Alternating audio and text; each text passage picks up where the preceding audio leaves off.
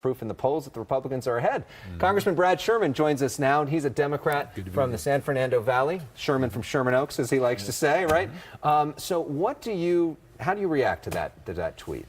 Trump is trying to tear down our institutions because he knows that the ultimate report will indicate that he's guilty of obstruction of justice and perhaps collusion. So he's preemptively trying to say the FBI is a communist organization. The Mueller, who's been, I believe, a lifelong Republican, is somehow conspiring with Democrats, even though there's almost no leaks out of his investigation. He's trying to tear down the institutions, and he's having some success. Yeah. Meanwhile, at the same time, he's trying to negotiate a deal with North Korea. There's this possibility of this summit's going to be on, off with Kim Jong-un. Do you think that there should be a summit? Do you think the U.S. is ready for that? And what do you want to see accomplished? Well, what I'd like to see accomplished is a reasonable goal. This idea that we're going to have one meeting and then there's going to be a completely denuclearized North Korea is absurd.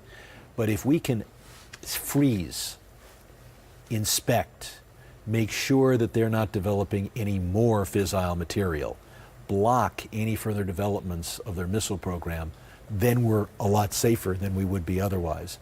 But I think Trump may have set himself up for failure by talking about the Libya model. Yeah. Well, he didn't specifically talk about that. That was John Bolton, the National Security Advisor, and Vice President Mike Pence. And then President Trump tried to walk that back. Are you comfortable with President Trump in a room one-on-one with Kim Jong-un? You negotiate with the president you have, not the president you wish you had. I think that they're not doing the preparation that you would ordinarily do. This is not a normal foreign policy establishment. And the greatest fear is that he storms out of the room and then turns to military action.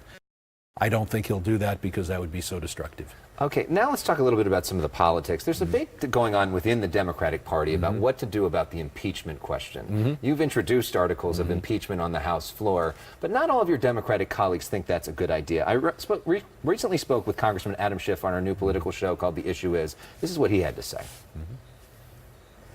Democrats like Brad Sherman, Maxine Waters, and others who are pushing impeachment hard, you're saying stop it? I'm saying that for us to be advocating for impeachment before we even know what the full body of evidence is, and I've seen more of it than most of my colleagues, let's wait. What's your response to that? I think we have the evidence that there's been a violation of our obstruction of justice statute. We've had that for a long time. I saw all of James Comey's testimony. It is clear, it is convincing. He was threatened in an effort to get him to pull off the Comey investigation. He was fired in order to prevent or deter the Russia investigation for going forward. But it's not just the legal analysis, which led to me filing articles of impeachment last year. It's also the political situation. You can't remove a president without a two-thirds vote. It has to be bipartisan. The evidence on Richard Nixon was there at a much earlier stage, but it took a while before Congress would go forward.